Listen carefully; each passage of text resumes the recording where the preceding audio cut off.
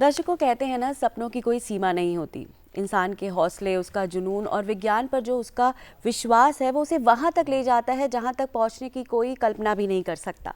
बिल्कुल, और इन्हीं सपनों और हौसलों की उड़ान को लेकर हमने बार बार ये देखा है कि मानव जज्बे की अगर हम बात करें तो अंतरिक्ष की ऊंचाइयों को भी वो नीचे गिरा सकता है और वहाँ तक पहुँच जाता है।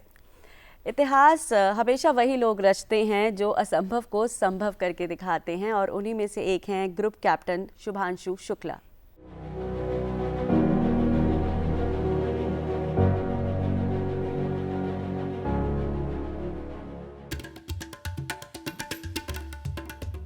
भारत ये केवल एक देश नहीं बल्कि एक सपना है। सपना ऊंचाइयों को छूने का, असंभव को संभव करने का। हम उस गौरवमयी पल के साक्षी रहे हैं जब भारतीय वायुसेना के ग्रुप कैप्टन शुभांशु शुक्ला ने अंतरिक्ष में कदम रखते हुए पूरी दुनिया को दिखा दिया कि भारत अब केवल धरती पर नहीं बल्कि अंतरिक्ष में भी अपनी छाप छोड़ रहा है। This mission, Axiom-4 mission, was a mission to the International Space Station. So we were flying on top of the Falcon 9 vehicle in the Crew Dragon and to the International Space Station for a period of 2 weeks, and thereafter coming back. The launch was from Cape Canaveral, Florida, and recovery was off the coast of San Diego in the Pacific Ocean. Crew Dragon is one of the 3 vehicles which can take humans to space as of now. And we were fortunate to have the training on the other one, the Soyuz, which goes from Russia, as well as Crew Dragon now. वायुसेना के एक अधिकारी से लेकर अंतरिक्ष यात्री तक का ये सफर आसान नहीं था। कड़ी ट्रेनिंग, अनुशासन और संकल्प ने ही उन्हें इस मुकाम तक पहुंचाया। इस मिशन में भारत की सक्रिय भूमिका ने ये साबित कर दिया कि हम केवल दर्शक नहीं बल्कि नेतृत्व करता है। भारत अब दुनिया के उन चुनिंदा देशों में शामिल हो गया है जिनके अंतरिक्ष यात्री अंतर्राष्ट्रीय मिशनों का हिस्सा बन रहे हैं। International Space Station, as you know, is an orbiting laboratory which has been there since 2000 and has been conducting cutting-edge science and is actually a perfect example है ये of marvel of human engineering and human collaboration का.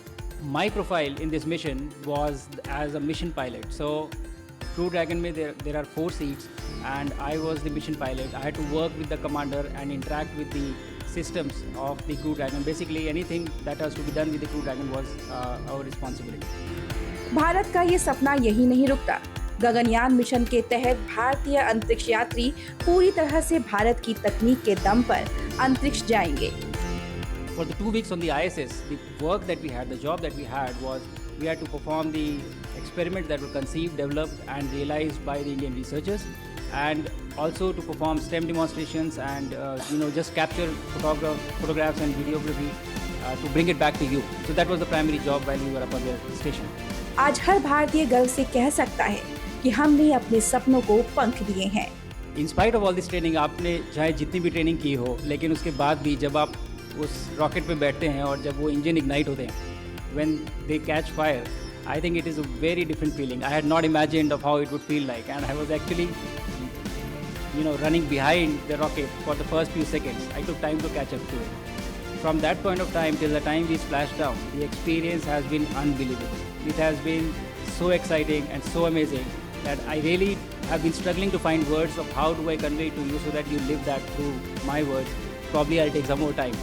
सपने कभी छोटे नहीं होते और भारत का सपना सदा सबसे बड़ा होता है। जय हिंद।